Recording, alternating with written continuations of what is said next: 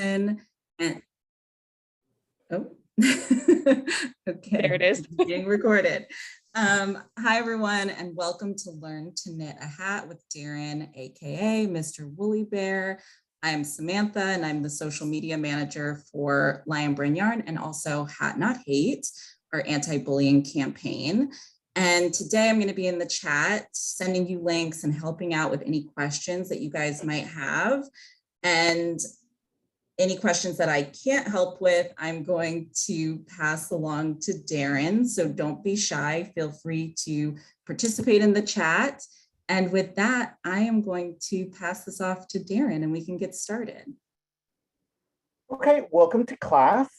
Today we are going to review 3 patterns instructing how to make knitted hats. And the patterns are going to kind of get progressively harder. The first one is going to be very easy for very new knitters, for beginners. And then the next 2 hats are going to just kind of expand on that technique to show you that once you know some basic techniques, it's not very hard to just add a little bit more skill to your knitting career. And then pretty soon you'll be able to knit and make all kinds of things just by adding a few little pointers here and there. It can really open up quite a wide range of opportunities of new things to make, new ways to make them, makes things easier. So it's a lot of fun to learn new techniques, but sometimes you have to start at the beginning when we're just learning. So that way everybody can be included and everybody can be making hats. So let's go ahead and change the view to the view of my hands and we'll go ahead and get started. The first hat we are going to review is a free pattern by Lion Brand Yarn, and it's called the Wool Ease Chunky Knitted Watch Cap. Now, this is, hold on a second. Okay, so this is something I like to teach my students because Wool Ease Chunky is actually a discontinued yarn. So that yarn is no longer available. But just because that yarn's no longer available does not mean that this pattern can no longer be used. All you need to do is, instead of buying Wool Ease Chunky, you just need to buy a yarn that is similar. Now, Wool Ease Chunky, if you're not familiar with it, you can Google it or look it up on Lion Brand and find out what the specs of that yarn, what the specs were. It is a number 5 chunky yarn. So a good substitution for it would be this Homespun, which is also by Lion Brand. It's a number 5 chunky yarn. And this is available on michaels.com or on lionbrand.com. So lots of great colors. It has a fun texture. Most of the colors are like this, where they have different colors within the same ball of yarn. So they're really fun to work with. But any chunky yarn will do. And pretty much for a hat, you don't need a lot of yarn. So this one is 185 yards. There's plenty on here to make a hat and a nice big pom-pom. So this is a great substitution for that yarn. So you don't have to worry about that. And the finished hat, actually, it looks very similar. It's this pretty much is it. This is actually the second hat we're going to cover, which is called Meghan's hat, but it actually looks almost exactly the same, but there's going to be different techniques involved. So lots of things to learn. All right. So first of all, we do want to look at what the pattern is telling us. There are 2 sizes you can make, a small medium or a medium large, which it's different measurements for different size heads. You can use 1 or 2 balls depending on what size hat you're making, or if you're going to make a large pom-pom or something to put on it. This hat is calling for 10.5 knitting needles and also a size 10 knitting needle. And the reason they want to use 2 sizes is because frequently ribbing is knitted on a smaller knitting needle so that it's a little bit more dense and it's a little bit tighter and it'll help to hold the hat in place. And so that's why they want you to use 2 different sizes. And then you need a large eyed blunt needle for weaving in your ends. We're not going to worry about gauge for this project. usually for a hat, gauge is not super crucial unless if you know that you are a really, really tight knitter or a really, really loose knitter, you can probably just jump into this without knitting a gauge swatch. But if you know, for example, that you knit very, very tight and you usually have to go up a needle size, then just go ahead and go up one needle size and then you should be fine. Or if you're a super, super loose knitter and you usually have to go down one needle size, then just go ahead and go down one or two needle sizes, whatever is your usual, and you should be fine. So for a hat, gauge is not usually a problem unless if your gauge is really extreme. And then it won't take long before you find that out. Maybe you'll have to stop halfway through and restart the hat. And that's not a big deal because hats work up pretty fast. So for this hat, we're going to begin at the lower edge with the smaller needles and cast on either 73 or 77. And one thing you can do is you want to read through the entire pattern first. And let's just say you're making the smaller size. You might want to go ahead and just put a line or a little dash to mark which size you're doing. And then that way you won't get mixed up and maybe follow some instructions for the smaller size and some for the larger size. Something like that becomes very important later on when you're making a sweater that might have 5 or 6 different sizes or even more. So it's easy to get mixed up. So just go ahead and mark whichever size you're doing so that you make sure you get the instructions correct. So I'm going to cover some beginning techniques. So I'm going to show you the cast on for people that might need a review. And so for the cast on, you want to first start with a slip knot.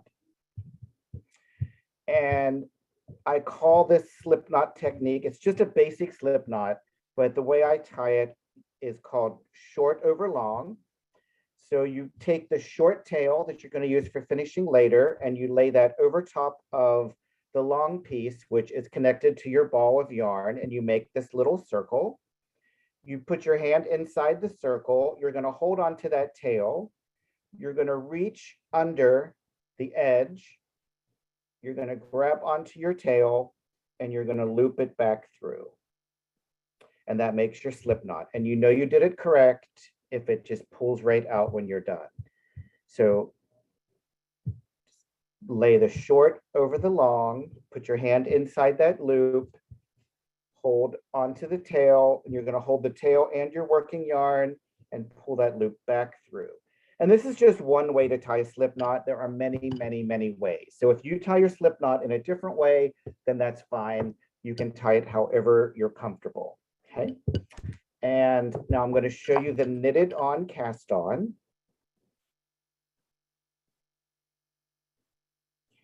So the knitted on cast on is very, very similar to the knit stitch. So you're going to start out with keeping your tail out of the way, doing a knit stitch. And then instead of finishing that knit stitch, what we're going to do is we're going to put that knit stitch over onto the left-hand needle, and that's going to give us stitches to work with or making our cast on. So you enter the stitch just like if you were knitting, wrap the yarn, bring that stitch through, and then we're going to transfer it over, but we can't just put it straight over like this. We're going to pick it up from the back side, and then that way our stitch mount will be positioned correctly. So enter the stitch, wrap the yarn, bring your loop through, and then transfer it over backwards. And it feels like you're twisting that stitch, but actually it will be untwisted. So it's almost seems like you're doing it wrong, but that's how it has to be done. So you just take your left-hand needle and you pick that up from the back side and transfer it over, okay? And this is called the knitted on cast on. And for the hat that I'm demonstrating, this is a very good cast on. But if you would rather do the long tail cast on, or if there's another cast on you like, then that would also be fine. There are many, many ways in knitting of doing the same thing. So that's one of the best parts about knitting. You can kind of pick your favorite way of doing something and kind of do it however you like. Many ways of doing it. Any questions about the slip knot or the cast on? Yes, Connie wants to know if you have to use circular needles for this technique or if you can use straight needles. For this, for this cast on, you can use straight needles or circular needles. And for this hat, you can use straight needles or circular needles. The main reason I'm using straight needles, I like to use this, I'm sorry, the circular needles is when I'm teaching, it is easier to fit it under the camera. When I use the straight needles, then they tend to always, like I end up bumping it with them. So I do try to use circulars when I can because they're easier for that reason. But yeah, you can use either one, whatever you want. Anything else? There was a question about if you make a mistake during this cast on, can you show how you would undo it? Is it an easy fix? Not really. If you make a mistake, I would just rip it out. I mean, if I would have made a mistake like back there, I would just like take theirs off. Like, I don't, what do you think, Sam? Is there a quick fix I don't know about? Or No, that's pretty much what I do every okay. time. I'm like, they're very, and if there very well could be though. I'm not going to say there isn't, but that's how I would do it. I'm not gonna cast on 77 or whatever it said. I'm just gonna cast on enough that I can demonstrate ribbing. So is there any other questions while I'm getting some cast on? Does anyone like this cast on, or do you like the This is long how I tail? always cast on. I almost never do it this way. I like the long tail better, but I feel like this one's easier for people to learn, so. And then will some of the other hats that we're learning today use different cast on methods, or is there No. places? Okay. No, they're all, basically these hats are all just, the instructions will just tell you to cast on. So you can, it's a good opportunity though to learn other ones. Like if you want to Google like the long tail cast on, or if there's another one you've been wanting to try, it's, whenever you're making hats, it's a good opportunity to experiment a little bit because it's not such a big project that you could, run into too much trouble. But yeah, they're just pretty much, it's just going to tell us to cast on so you can do whatever you want. And is this a more elastic cast on, or should they maybe use a different size needle if they want a stretchier fit? This cast on, I find it to be, not that it's super elastic, but it does tend to hold its shape nice, and it does tend to give enough that it is good for hats. It holds its shape. Some cast-ons can be very, very stiff and not stretchy at all, and some of them can kind of like flare out a bit and not like lay flat and nice, where this one I find kind of just rests right in the middle. But if your cast on is very, very tight, one thing you can do is cast on a larger needle, and that will help loosen it up. Or just make sure that you are not pulling it super, super tight. And I'll show you one other trick. When you're casting on, or basically just doing any knit stitch, you don't want to, here's a mistake that people make, is they will kind of shape their stitches right there on the point. And then by the time they get pushed up on the fattest part of the needle, there's not enough slack. And you can see it doesn't want to go up on the fattest part of the needle. And that makes your stitches very, very tight. So when you're making your stitches, make sure that you're shaping your stitches by pushing them to the fattest part of the needle.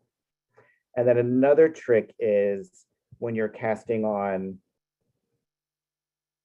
instead of going ahead and like pushing them all close together, you can kind of put your finger in between the stitches and leave a little extra space in between them,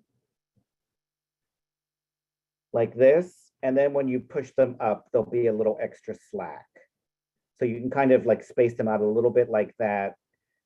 And then each time you make another one, kind of keep your finger there. See how, and then just kind of don't let them get pulled tight, and then push them to the fattest part of the needle. But it is very common that the cast on can be very, very tight. So using a large needle, like one size up, would help take care of that. And then when you start knitting the ribbing, you want to make sure you go back to the proper size needle. So, all right. Anything else? Are we ready to see ribbing now? I think we're ready for ribbing. Okay, sorry about that. So for the ribbing, with this pattern, because it's going to be seamed, there is a right side and a wrong side, but usually with ribbing, of course, it's a reversible fabric. So with this one, it is having a start on the wrong side. It says to purl 1, and then there's an asterisk. So whenever there's an asterisk, you know that something important is going to happen, and it almost always means something is going to be repeated. So we're going to knit 2, purl 2, and we're going to repeat from the asterisk all the way across. And then with row 2, which will be the right side, starting with the asterisk, we're going to knit 2 and purl 2, repeating across to the last stitch, ending with a knit 1. So I did not cast on the right number of stitches, so I'm not really working the pattern, but I am going to demonstrate the correct way to do knitted ribbing so that you'll be able to do that correctly. As a review, you might need that. So I'm going to knit 2.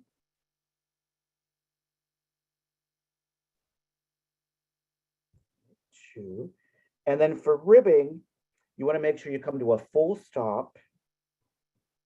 Bring your yarn in between your needles. And that's the most important thing. You want to make sure they're coming in between, it's coming in between the needles like you're scoring a field goal.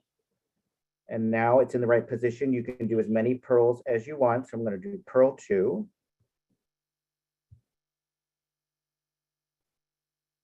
Full stop, open your needles.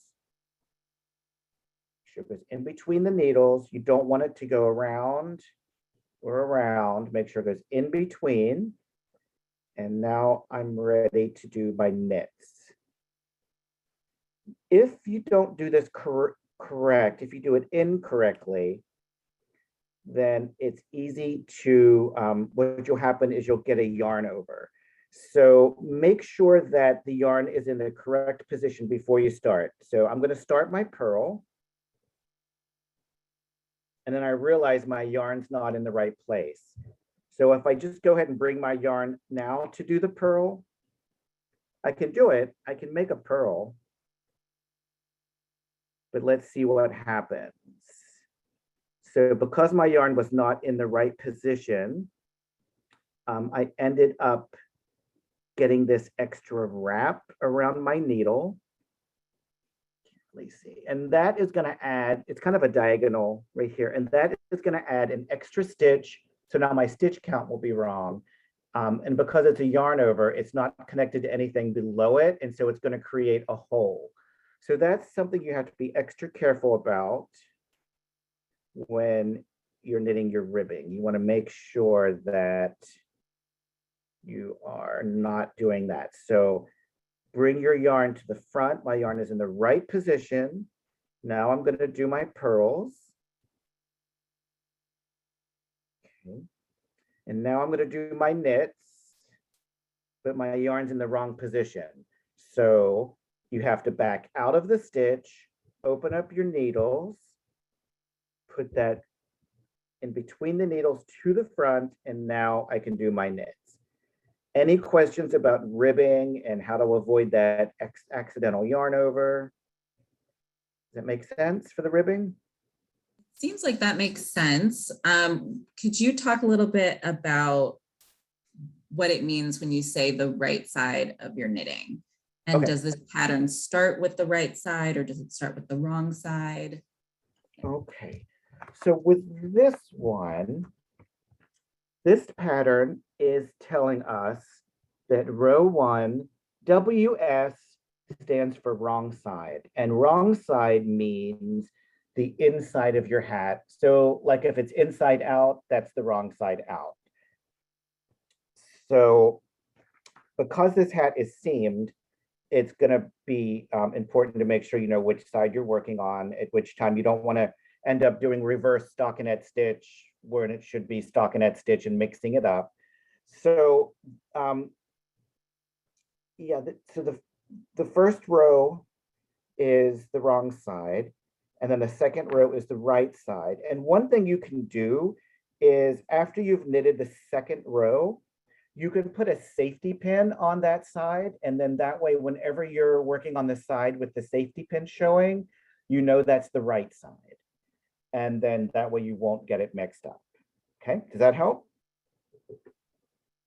Very helpful. Okay, all right. So after you finish the ribbing, go ahead and finish this row. So any other questions in the meantime? No, I don't think so. So I'm using blue yarn today to demonstrate with, and my hats are all made with blue yarn. The reason that is because these hats would be perfect to donate to Lion Brand's anti-bullying campaign called Hat Not Hate. And Hat Not Hate is an anti-bullying campaign that was created and founded by Shira Blumenthal, I think 3 or 4 years ago. And hats are collected and donated by makers from all over the world and sent into Hat Not Hate. And then they are distributed in October, which is the bullying prevention. How do you say it, Sam? Anti-bullying or bullying prevention month. And they're distributed to children and in the schools. Hopefully this pandemic will kind of go away and we'll be able to really start doing this full time again. But that's the plan for this year. And then there are assemblies and people talking about, the risks and dangers of bullying and bullying prevention and things that you can do. So it's a great cause. You can go to hatnothate.org for all of the information and for the address to send in the hats. But the hats do have to be blue because blue is the anti-bullying color, kind of like pink is for breast cancer, blue is for bullying prevention. So how's that sound? Any questions about that? No? Okay. All right, so let's just pretend, because I'm not really going to make this hat because there's not a lot of time. Pretend I finished my ribbing. So I finished all of my ribbing. So it wants us to repeat ribbing rows 1 through 2 until it's approximately 4.5 inches from the beginning, ending with a wrong side row. And when it tells you ending with a wrong side row, that means just having finished a wrong side row. And now it wants us to change to the larger needles. And you're going to knit across, increasing 2 stitches evenly spaced. And then you're going to work in stockinette stitch until the hat measures approximately 9.5 or 10 inches from the beginning, ending with a purl row. So meaning just having finished a purl row. So let me show you how to switch to larger needles. So I have a larger needle here, and the temptation is to just kind of flip them over to switch them. But actually, it's easiest to just go ahead and start knitting. So I've got a small needle. I have a size 13, and this is a size 15, just for my demonstration. But I'm just gonna, for one row, I'm gonna have 2 different size needles. And so I'm gonna just start and just switch them to my larger needle just by knitting them directly onto it. And that is the easiest way. Do not knit with your tail. You find yourself knitting with the tail, back out of it, and then do it correctly. That's a silly mistake, isn't it?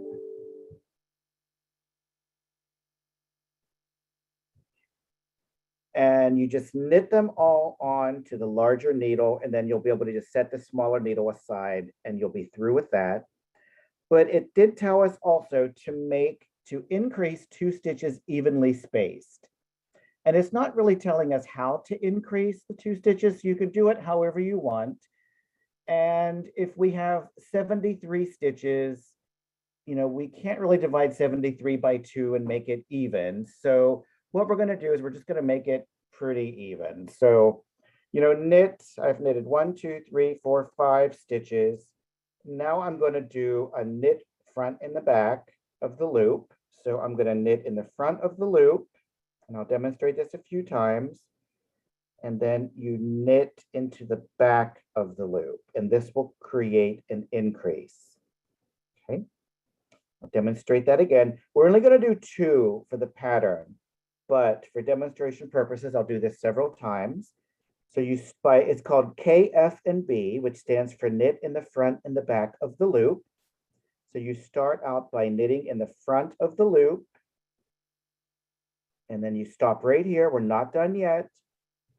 And we're going to swing around, and we're going to go right here into the back of the loop. So we're taking 1 stitch, turning it into 2 stitches. Okay. So you're able to see that? Do you want to see it again, or does it look all right?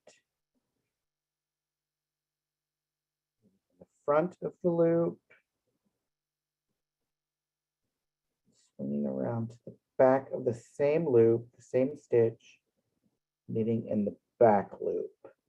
Okay, and that increases by 1. So for this pattern, you would want to space those out pretty evenly so that you know, you're increasing just 2 stitches total.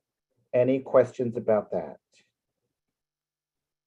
Would you recommend this pattern for a beginner knitter? At what stage should they be when they try this, attempt this hat? You know, I would think as long as you're comfortable with knitting and purling and you're able to work ribbing, then you could go ahead and start this hat. If you've never done an increase before, then this is a good opportunity to practice that because you only have to do 2. And I feel like every time you make a project, you should try to learn at least one thing that's new, maybe try something that you haven't tried before. I feel like it's a pretty beginner pattern, but you do, the main thing would be being confident with working ribbing. What do you think, Sam? Yeah, I completely agree. And I love that tip about learning something new with every pattern. Yeah. Add that. And then just for the people who are watching this later, there was a question about what yarn you're using to make this swatch. Okay, so this swatch I'm using, I don't have, it's Wool Ease Thick and Quick, and this is the color called Air Force. And this is super bulky yarn, and I really like demonstrating with this yarn, even though I'm not using this for the pattern, because it's a nice thick yarn, so it works up fast, and students can clearly see the stitches and what I'm doing. So, but it's a great yarn for almost any project. It's one of my favorite yarns, actually. So, anything else? Yeah, we just got a question from Dee Dee. They say increase each row until you reach the crown shaping or just one time in the first row. Okay, well, let's look at it, see how it reads. Okay, repeat the ribbing. We're going to change to the larger needles. We're going to knit across, increasing 2 stitches evenly spaced. And so you'll have 75 or 79 stitches, working in stockinette stitch until the hat measures. So you're only doing it one time because it's only telling us to increase 2 stitches evenly spaced.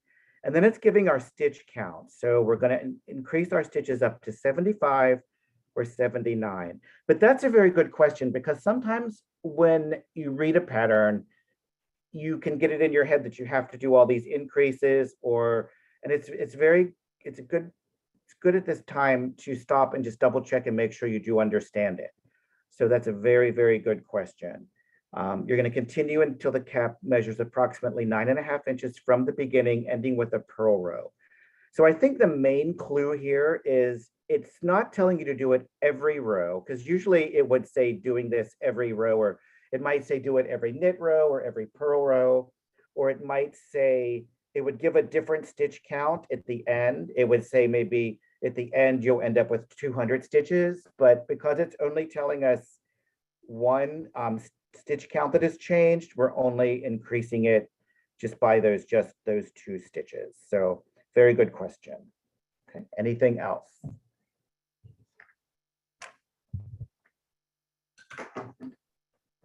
No, I think for right now we can keep going. Okay, just like magic, I've knitted this much of the hat and I'm ready to start the crown shaping. Okay, so for crown shaping, row 1, you're going to knit 5, and then knit 2 together, and repeat from the asterisk across, ending with knit 5.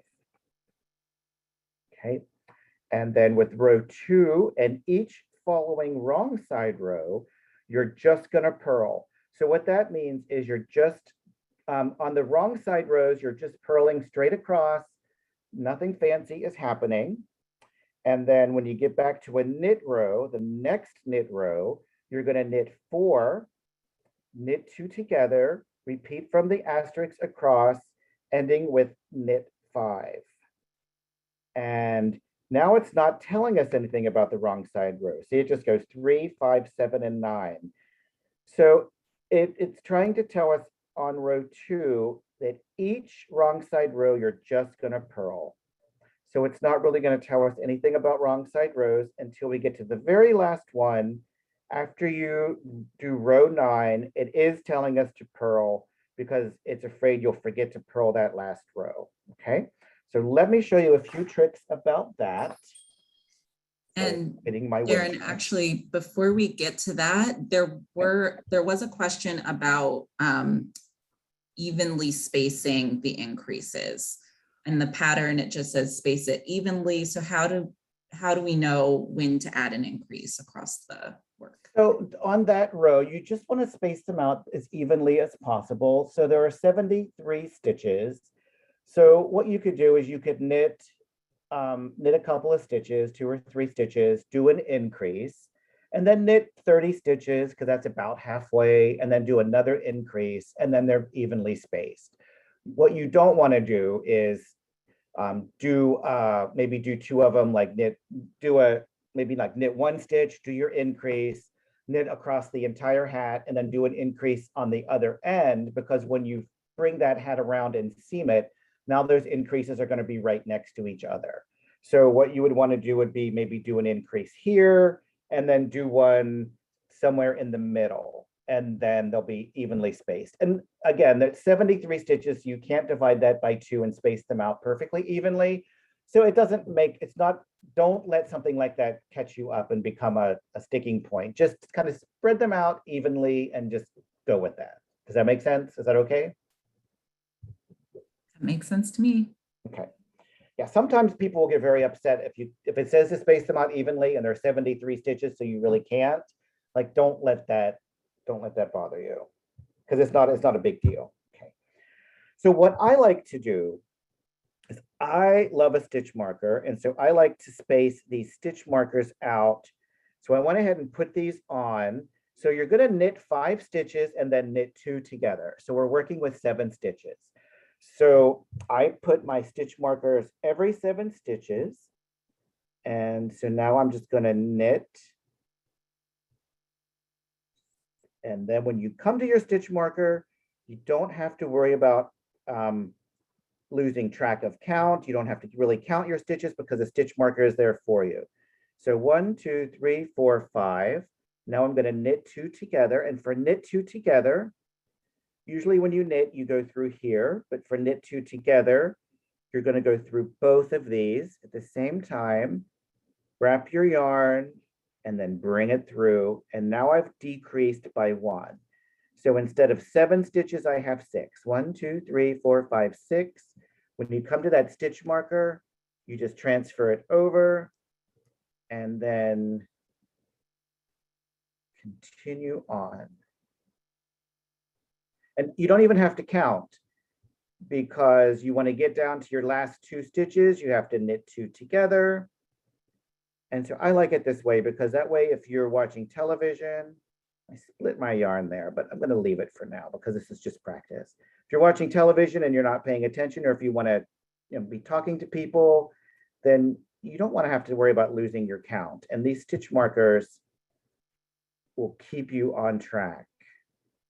Okay.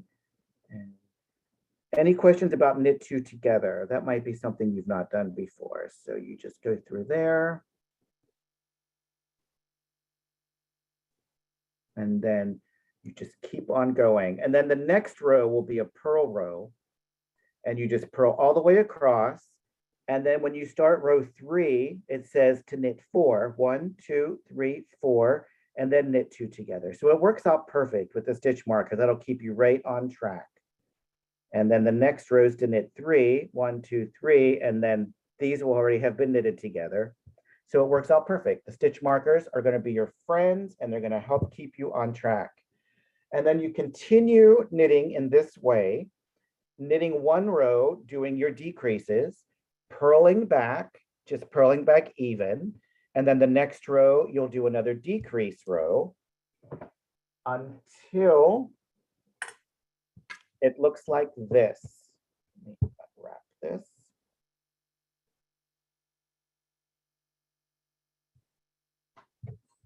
Do you have any tips for if you do your knit 2 together and it gets a little tight? Kind of what we talked about before, just making sure you're not forming that on the tips of your needle. I mean, it sounds silly to say, but just like, don't pull it tight. Like when I first started knitting, after I knitted a stitch, I would pull my working yarn and like really tighten it up. Don't do that. Just kind of let it rest lightly in your hand. Remember, you're not trying to strangle the needles while you're knitting. You're trying to keep it with a gentle touch. And it shouldn't be so tight. What do you think, Sam? Do you have a way of doing that? Yeah, I mean, I think that's just something you learn as you continue knitting, is just to kind of let the yarn do what it wants to do. Yeah, and just try to try to have a gentle touch. Let it rest lightly in your hand, and just don't pull things so tight. It's a hard thing to learn, though. It really is. It's not easy. Okay, so after you've done all your decreases and you get it, let me show you. If you line them all up nicely, and the stitch markers will help you to do that, it will form this very nice line right here, and you'll get these very nice, I think they're actually quite decorative, and it looks really nice, okay? So we're leaving a tail measuring about 18 inches long. You're gonna cut your yarn. You're gonna thread that tail onto a yarn needle and then back through the remaining stitches, beginning with the first stitch from row 10, pull up tightly to close, take the needle back through. It all sounds very confusing. Let me show you how easy it really is, okay? So you just wanna get a large eye blunt needle and pop your yarn on there. So when you cut your yarn away from your working yarn, you do wanna make sure you leave, I'd say at least 20 inches. Don't skimp on this because you're going to use this as you're going to be seaming with this. So you don't want to skimp on it. And you're going to take this needle, and each one of these active loops, you're just going to slip those right on your needle. And you can do them 1 at a time or 2 at a time, but you just want to make sure you're not dropping any, because they will unravel. And although they're not hard to pick up if they run, it is a little complicated if you have knit 2 togethers and they unravel. So just try not to let any of them drop. And then you're gonna pull this really tight because you wanna close up that top. Now, if I were really making a hat that I was gonna be finishing, I would take it through like a second time, even if I don't take it through all of them, to just kind of make sure I'm pulling it really, really tight. And then I would pull that through really super tight to keep it snug. And I might even do an extra like a little loop right here to kind of keep it from opening. But because I'm going to use this hat again for a demonstration, I don't want to make it so tight. But you would want to do that with yours, because you don't want it then to open up on the top like this. You want to make sure you're able to keep it super duper tight. So just kind of maybe even tie a little tiny knot right there so that it doesn't come loose, okay? Now for seaming it, I want to show you this seaming technique. We're running out of time really fast today. So for seaming it, you want to this is called mattress stitch. And you want to find this edge. So this is my stitch right on the edge. And you want to kind of open up, pull it apart, and you're going to see these bars that run in between the stitches, and you're just going to pick one of those up with your darning needle. And you're gonna go here. And once you've established this, it's easy to follow because you can see that's where my other one was. And so you're gonna go right here and you're just gonna follow them right up. See, right here's where my one was previous. So there's where my one was from before. So you're just gonna go, are you guys able to see what I'm doing here sometimes? Yes, we can see you. If we go back to the pattern, to the crown's shaping section, there are twos in parentheses on the pattern towards the end of each of the knit row descriptions. Can you give us a little bit of information onto what that means? Without going back to look at it, let me hold on one second. I want to demonstrate this. Because you're making two different size of hats, I think that's telling you it's some at the end, there'll be certain number of stitches left over, but it'll be different for depending on which size you're making. Is that what it is, Sam? I believe so, yes. Okay. All right, so you're gonna think this looks like a horrible seam right here, but when you pull it really tight, you can see how it closes up, and then you end up with this seam on the inside. And this is called mattress stitch. And if you don't like mattress stitch, then you can turn your hat inside out, and you could just whip stitch it. I'll show you how to do that quickly, and then we're going to move on to the next one. So when you're whip stitching, you're just going to. I just want to give you a 15-minute time check. I know, I realize I can't understand, but the time has gone so fast. It's just going by so fast today. So when you're whip stitching, I don't like to skip any, but you just want to make sure you're just picking up that edge stitch. So you're just picking up 2 strands of yarn on each side. So you're just going under those 2 strands there and those 2 strands. So you're just picking up a knit stitch on each side and then pulling them tight. And then that way your stitches are always the same depth because you're just going 1 stitch deep, and they're always spaced out the same because you're using each stitch, and that makes your seam very, very neat. And there are lots of videos on YouTube about mattress stitch and whip stitch. So you can rewatch this video. You can send me a direct message on Instagram or Facebook for questions, or you can watch videos on YouTube. So on Instagram and on TikTok, my username is Mr. Woolly Bear, M-I-S-T-E-R Woolly Bear.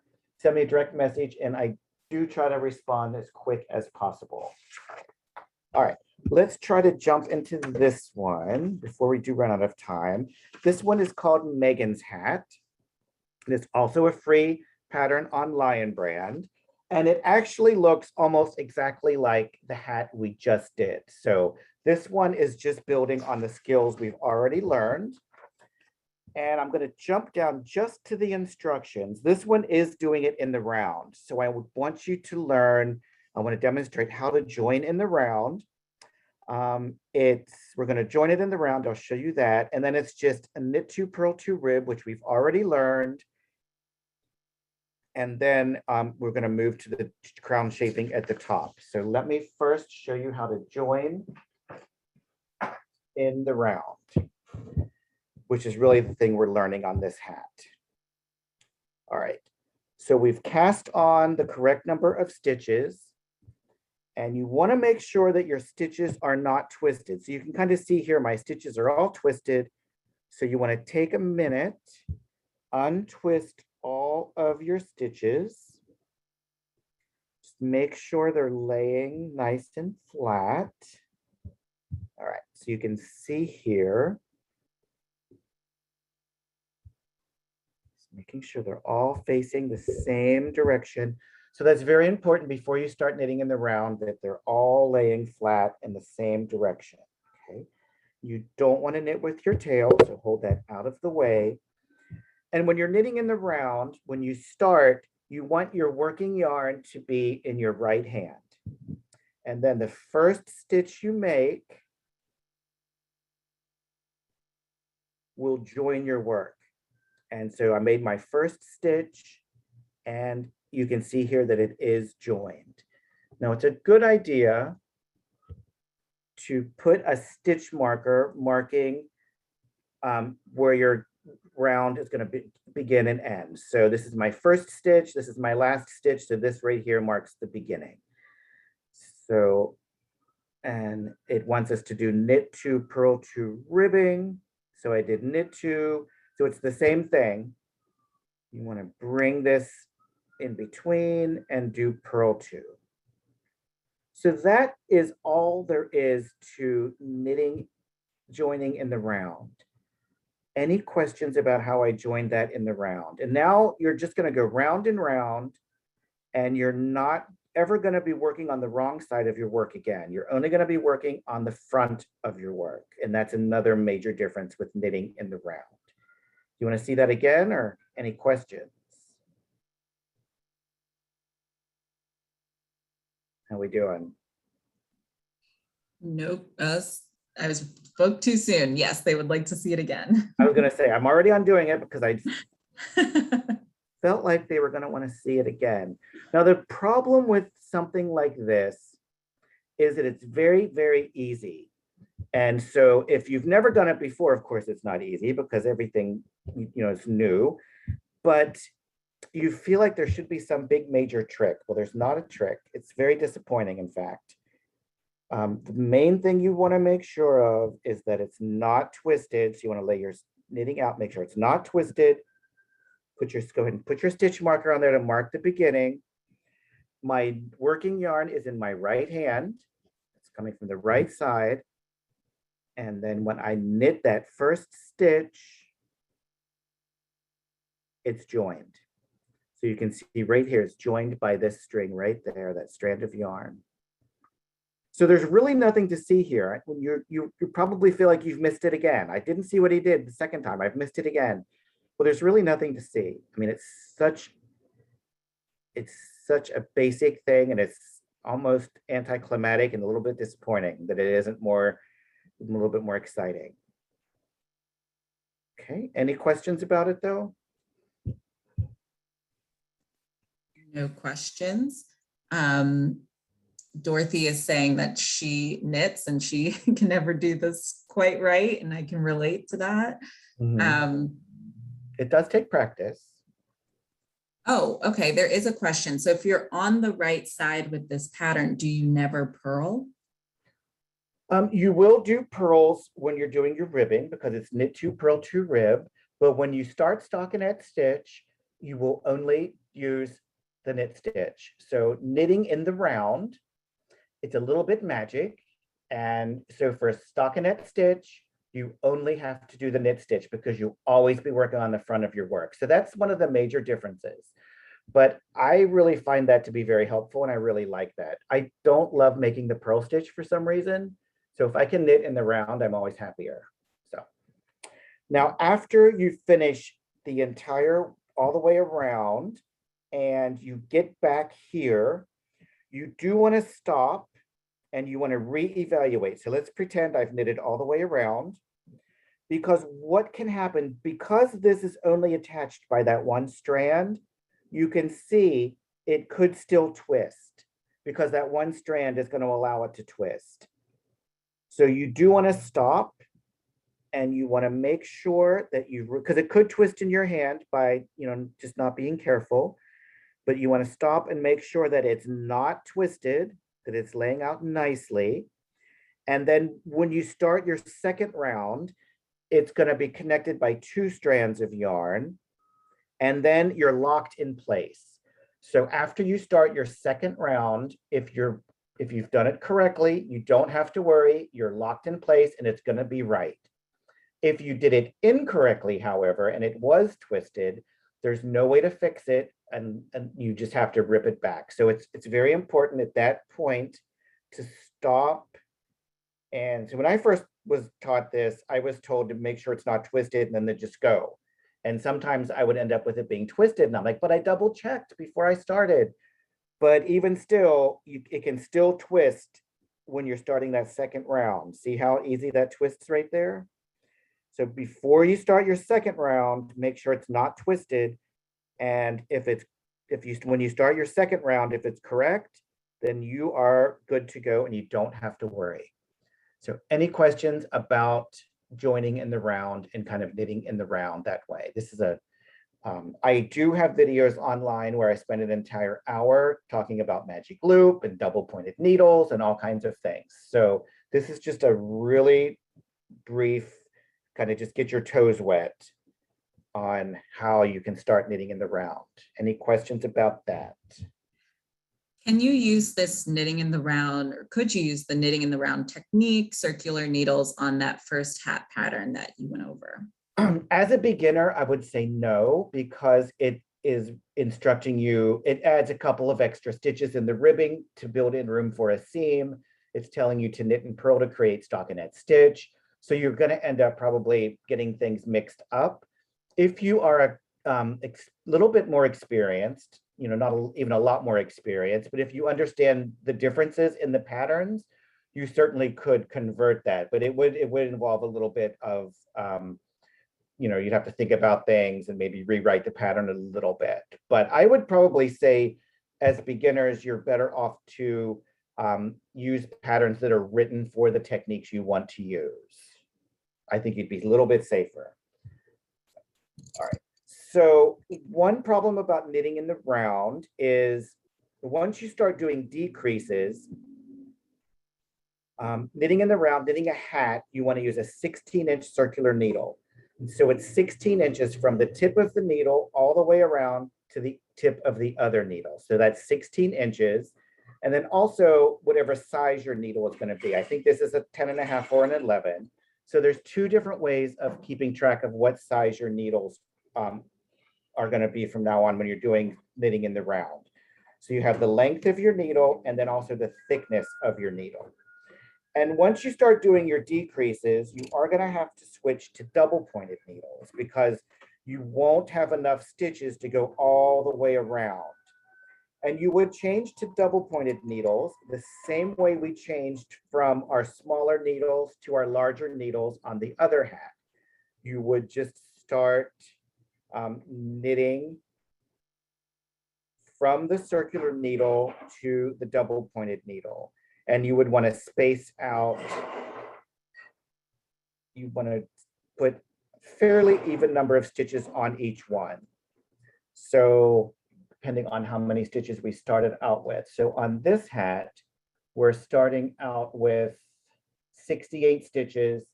So you would divide that by 3 and you would put like 22 stitches on each one, and then you'll end up with 2 extra stitches. You can just kind of place wherever you want.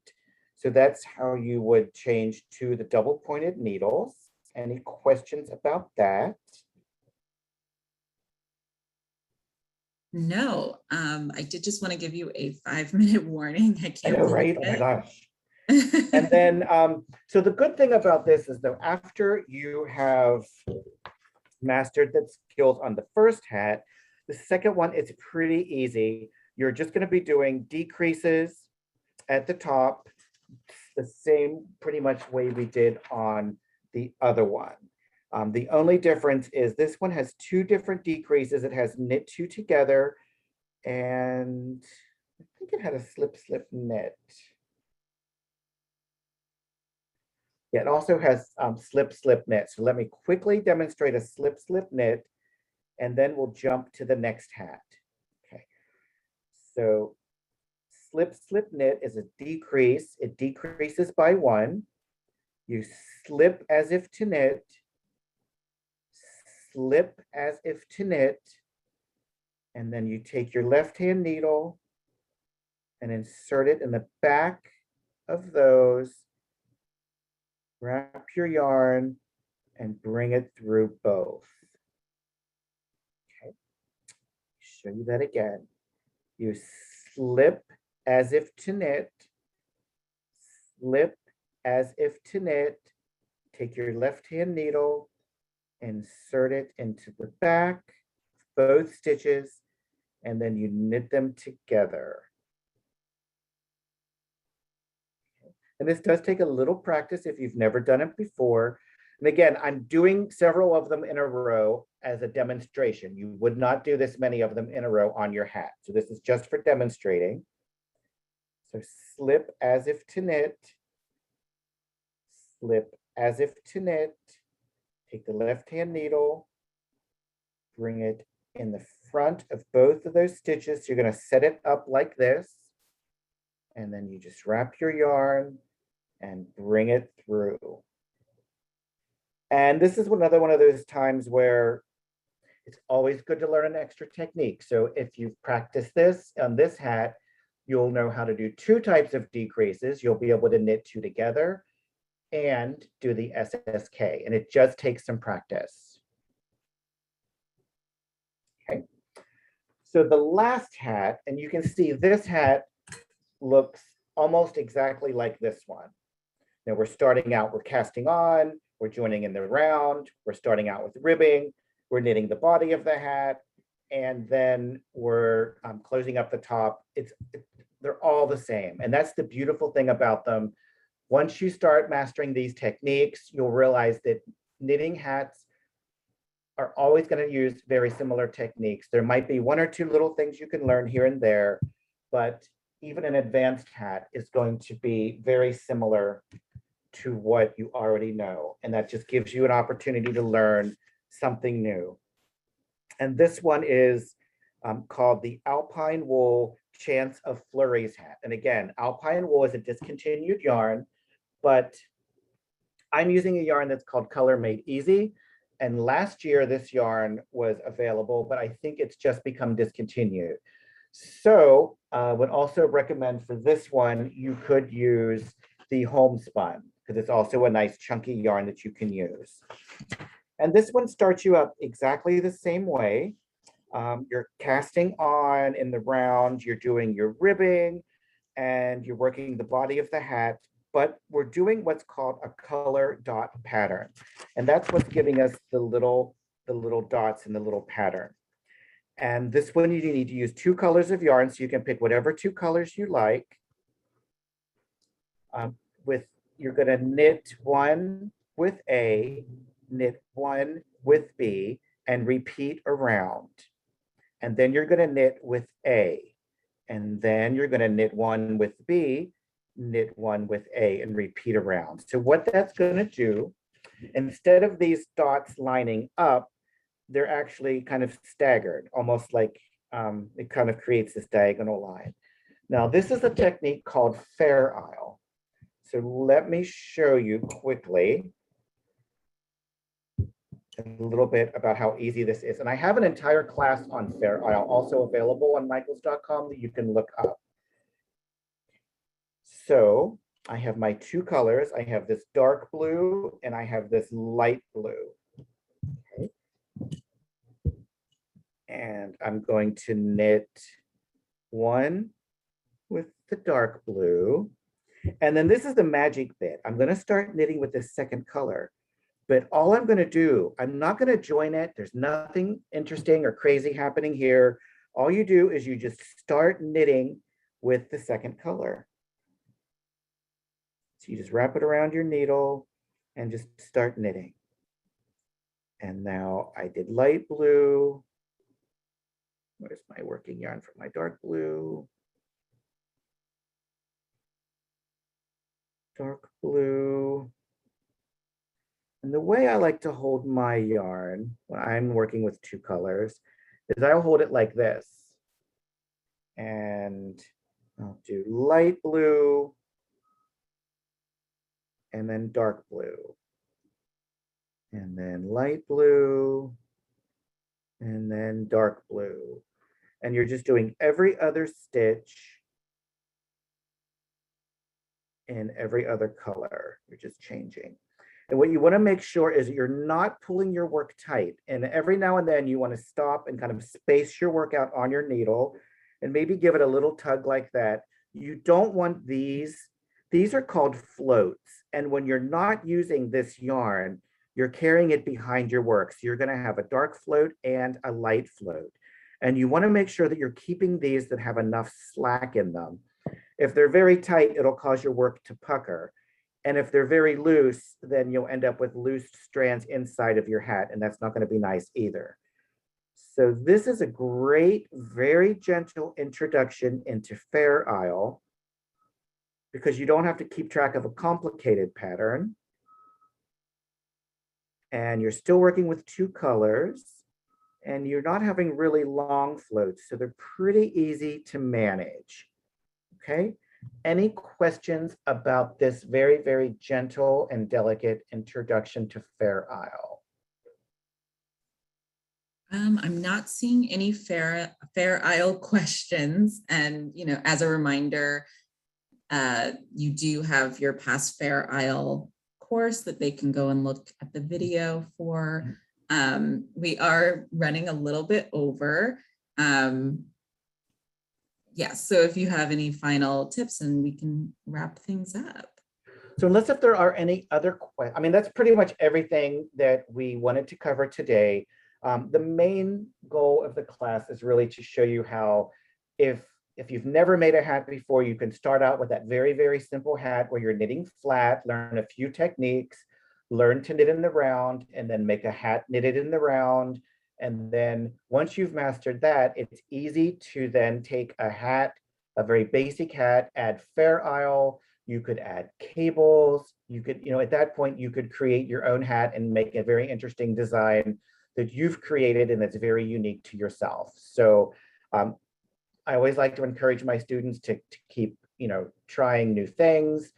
Don't think you have to be restricted to what the pattern tells you. Look around and see a knitted hat that you see one online somewhere that you really like. You don't even need the pattern. You can probably figure out how to make it yourself. I really like to try to empower my students for that. So are there any other questions about anything we've covered today?